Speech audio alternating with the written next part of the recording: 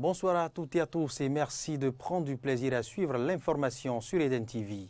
Dans l'actualité ce soir, le projet d'identification unique pour l'intégration régionale et l'inclusion en Afrique de l'Ouest est désormais effectif. C'est une initiative qui prendra en compte les citoyens laissés en rade dans le cadre du RAVIP. À suivre toujours dans le cadre de cette édition de 20h, les 16 jours d'activisme contre les violences basées sur le genre. Le top des activités a été donné jeudi dans la commune de Soava et hors des frontières du Bénin, au Burkina Faso. Après avoir mérité encore une fois la confiance de son peuple, Roch Marc Christian Kaboré promet une concertation permanente pour construire un Burkina Faso meilleur.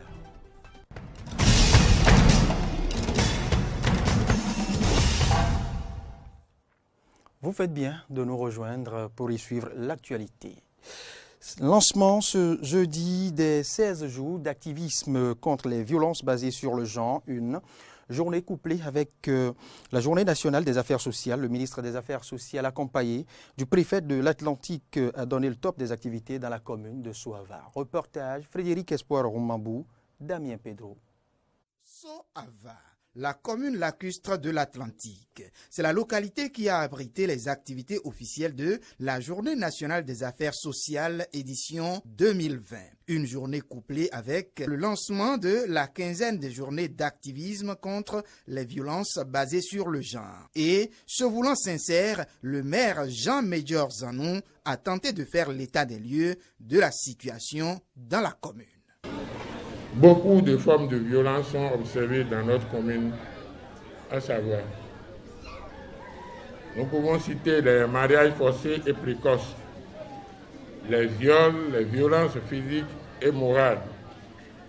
C'est une situation que déplore le conseil communal.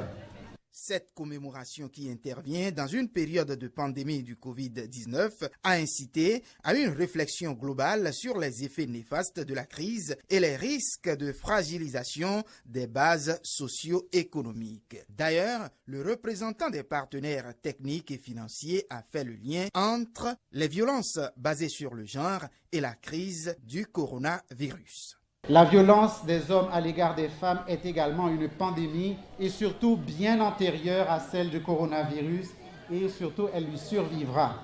Ce fléau a besoin également de notre intervention coordonnée au niveau local et au niveau global et de l'application de protocoles car il touche de nombreuses populations de tous âges et dans toutes les sociétés. C'est pourquoi le ministre en charge des Affaires sociales va insister sur l'accompagnement des uns et des autres pour endiguer le phénomène. On vous invite à accompagner la série d'actions de prestations qui marquent la présente célébration.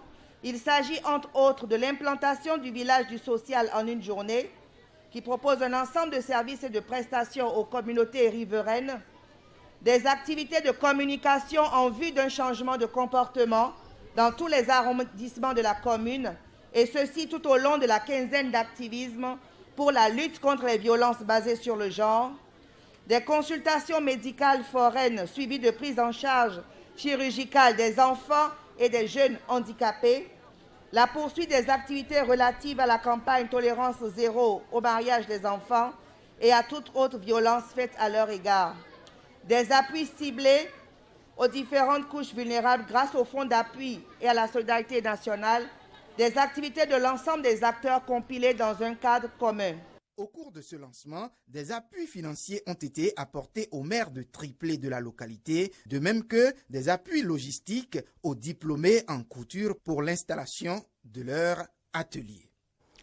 Restons toujours au jeudi 26 novembre 2009 pour dire que la ministre des Affaires sociales a un peu plus tôt lancé officiellement le projet ORI, projet d'identification unique pour l'intégration régionale et l'inclusion en Afrique de l'Ouest. Un projet qui prendra notamment en compte, comme je vous le signalais en titre, les citoyens laissés en rade dans le cadre du recensement administratif à vocation état civil RAVIP. Laurent Roland-Toninkes et Fiacre Voitan pour les précisions. Près de la moitié des habitants de l'Afrique subsaharienne, soit environ 500 millions de personnes, n'ont aucune preuve juridique de leur identité. Une situation qui crée d'énormes problèmes quotidiens pour les personnes concernées et pour l'administration. Pour y remédier, le gouvernement du Bénin a fait de l'identification des personnes l'un des piliers de son programme d'action. Et c'est ce qui justifie la mise en œuvre du projet WURI, West Africa Unique Identification for Regional Integration and Inclusion, lancé ce jeudi 26 novembre 2020. Il faut assurer une complétude de la base de données biométriques de la population, c'est-à-dire rattraper les citoyens qui n'ont pas pu se faire prendre en compte lors du RAVIP. Ils sont environ 2 millions de personnes qui sont encore en rade. Il faut les inclure. Il faut permettre au grand nombre de Béninois aspirant au bien-être, mais qui se trouvent en marge des enjeux du développement parce qu'il n'y a aucun titre d'identification. Il faut garantir donc l'inclusion de la population. Pour le faire, il faut pouvoir attribuer à chacun un identifiant unique qui pouvait être la clé pour accéder à certains services. C'est dans ce cadre que la Banque mondiale a accédé à la demande du Bénin en juin 2018 en prenant part au projet WURI. Ce qui va nous permettre de réaliser ce recensement complémentaire dès l'année 2021 et de mettre en place un système documenté d'identification des personnes pour ceux qui n'ont même pas les moyens de se faire établir une carte nationale d'identité. Tout au moins, en connaissant son numéro personnel d'identification, on se sent être citoyen du pays. Et avec ce numéro, et le document faisant mention de ce numéro, on a la possibilité de bénéficier de certains services sociaux de base. Le projet WURI Identification unique pour l'intégration régionale et l'inclusion en Afrique de l'Ouest est mis en place pour aider le Bénin à relever le défi d'une identification au service de l'inclusion sociale. L'objectif de développement visé à travers ce programme sous-régional est d'augmenter le nombre de personnes dans les pays participants qui ont une preuve d'identité unique reconnue par le gouvernement et qui facilite l'accès aux services. C'est un programme qui s'insère dans le cadre de la CEDEAO en tant que levier de développement socio-économique, en se reposant sur la création d'un système d'identification de toute la population et la fourniture de documents d'identité fiables permettant l'accès aux services tant publics que privés. Ce projet est structuré autour de 3 composantes que sont le renforcement du cadre juridique et institutionnel, l'établissement des systèmes d'identification de base FID, fiables et inclusifs, et la facilitation de l'accès aux services grâce au justificatif FID. D'un coût total de 45 millions de dollars, ce projet sera clôturé en 2026. Eh bien, parlons politique maintenant dans cette édition d'information. Le chef de l'État, Patrice Athanase Guillaume Talon, dans le cadre de sa tournée nationale enclenchée depuis quelques jours, était dans le département de Mono ce jeudi. Je vous propose de suivre le point de sa descente dans les villes de Bopa et Comin avec Carnot François Ongbelehenta. La tournée nationale de reddition des comptes aux populations entamée depuis le 12 novembre par le président Patrice Talon suit son cours. Après les étapes d'Atiémé, Dogbo et Diakotomé, le chef de l'État s'est rendu à Bopa et à Komé dans le Mono. Dans chacune des localités, les populations heureuses ont rappelé à travers la voix des 2 maires au président les réformes dont leurs communes ont bénéficié depuis l'avènement de la rupture. Réforme profonde, fruit du PAG et de votre audace singulière, ont impacté les secteurs de l'éducation, de l'agriculture, de la santé, de l'économie, du commerce, de la gouvernance locale, de la culture, de la sécurité, du sport et bien évidemment celui du système partisan qui offre aujourd'hui un paysage politique assaini, transparent et porteur de développement. Il s'agit notamment du démarrage effectif des travaux de construction des systèmes d'approvisionnement en eau potable multi-villages dans les arrondissements de Badazmi et de Agoudji. De la réflexion sur vos propres fonds, c'est du jamais vu, Monsieur le Président, Excellence, de 2 modules de classe à Agboji et à Médétogo, de l'effectivité des cantines scolaires, ce qui soulage les difficultés et peines des enfants des parents pauvres dans les écoles, surtout sur les terres noires, où la déperdition scolaire est très, très élevée. De la construction du pont de Djidjozo. Suite à ces propos, le chef de l'État se dit honoré de l'accueil qui lui a été réservé et estime par la même occasion que tous les fils et filles du pays sont debout pour un Bénin révélé. Le mot merci me paraît trop banal pour vous exprimer ma gratitude, pour vous exprimer mon bonheur, pour vous remercier pour ce bonheur immense que je ressens ici à Goma. Les enfants du Bénin sont désormais debout.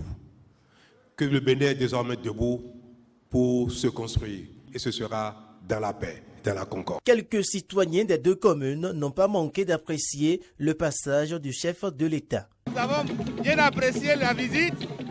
Le chef de l'État est venu nous faire un bilan exhaustif et nous sommes très heureux. Il a pu, dans un langage aussi rassembleur, montrer que cette action difficile, cette action de construction, c'est une action pour laquelle tous les fils et toutes les filles de ce pays sont appelés. Le chef de l'État a fait preuve d'une certaine ouverture qui m'a à certains moments donné du frisson.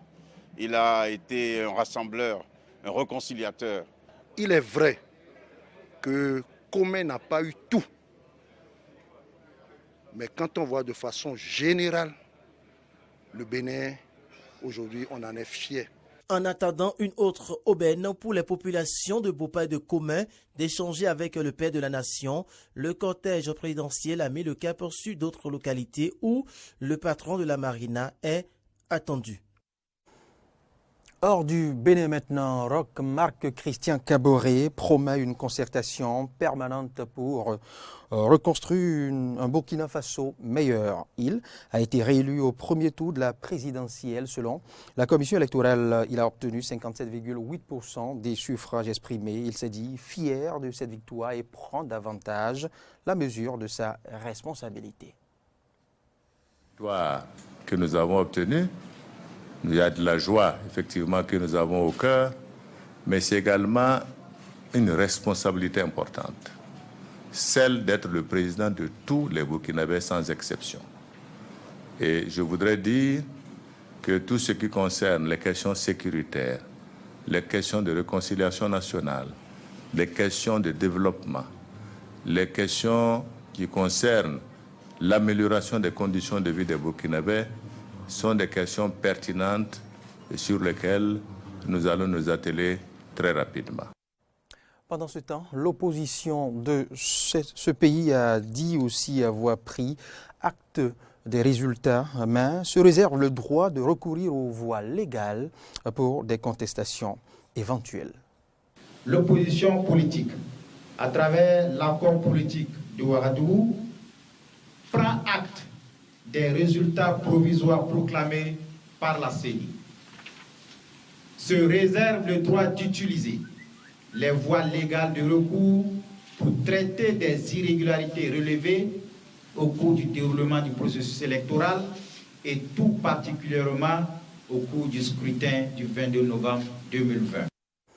En Europe maintenant, en Turquie, 337 personnes ont été condamnées ce mercredi à la réclusion à perpétuité à l'issue, bien évidemment, du grand procès de la tentative de coup d'État des 15 et 16 juillet 2016. Parmi les personnes condamnées figurent les pilotes qui ont bombardé plusieurs sites de la capitale Ankara, notamment le Parlement, des officiers, mais aussi et surtout quelques civils. 475 personnes comparaissaient pour avoir tenté de renverser le président Recep Tayyip Erdogan, un verdict dénoncé par les familles des condamnés. Les pilotes en formation ont été condamnés aujourd'hui à vie alors qu'ils n'avaient pas participé à la tentative de coup d'État, bien qu'ils n'aient participé à aucune activité cette nuit-là. Certains d'entre eux voulaient fuir malgré les menaces d'armes à feu. Ils sont en prison depuis 4 ans et demi. Certains ont été torturés au début, mais ils sont restés silencieux. Leurs familles souffrent maintenant. Ils sont très jeunes. Lorsqu'ils ont été jetés en prison, ils avaient 24 et 25 ans. Maintenant, ils sont condamnés à perpétuité. Comment expliquez-vous cela dans un esprit de justice ? Ce procès de 4 ans était inutile. Ce tribunal a rendu son verdict, comme s'il n'approuvait que la version du procureur, sans tenir compte des déclarations ou des preuves. Nous ne sommes pas satisfaits de ce verdict. Nous porterons ceci aux endroits appropriés. Je veux que le peuple soit sensible à ce sujet. Et pour mettre un terme à ce point de l'actualité sur Eden TV, que s'est-il réellement passé ces 15 et 16 juillet 2016? Élément de réponse à travers, je dirais, ce devoir de mémoire proposé par les confrères de RT France. Dans la nuit du 15 au 16 juillet 2016, des avions de chasse F-16 survolent la Turquie et larguent une bombe sur le Parlement à Ankara, la capitale. Les militaires déclarent dans un communiqué de presse lu sur la chaîne publique de télévision qu'ils contrôlent les abords des lieux de pouvoir et bloquent les ponts ainsi que les aéroports. Ils instaurent un couvre-feu. Recep Tayyip Erdoğan, le président turc, alors en vacances à Marmaris, à 650 km de la capitale, appelle le peuple à reprendre le contrôle avec son smartphone sur la chaîne de télévision CNN turque. Ses sympathisants descendent dans la rue. Les militaires tirent sur la foule à balles réelles. Le 17 juillet, Recep Tayyip Erdoğan rentre à Istanbul. Il est acclamé par ses sympathisants. Il dénonce un coup d'État fomenté, selon lui, par l'imam Fethullah Gülen, qui serait appuyé par les États-Unis. Les jours qui suivent voient l'arrestation de plus de 3000 militaires soupçonnés d'avoir pris part à cette tentative de coup d'État. Une purge est amorcée. En tout, plus de 7500 personnes sont placées en garde à vue. Cette tentative de coup d'État a fait officiellement 251 morts et plus de 2000 blessés parmi les civils. Et ce sera tout pour ce point de l'actualité sur Eden TV. Merci de l'avoir suivi. Passez une excellente soirée à apprécier nos programmes. À demain.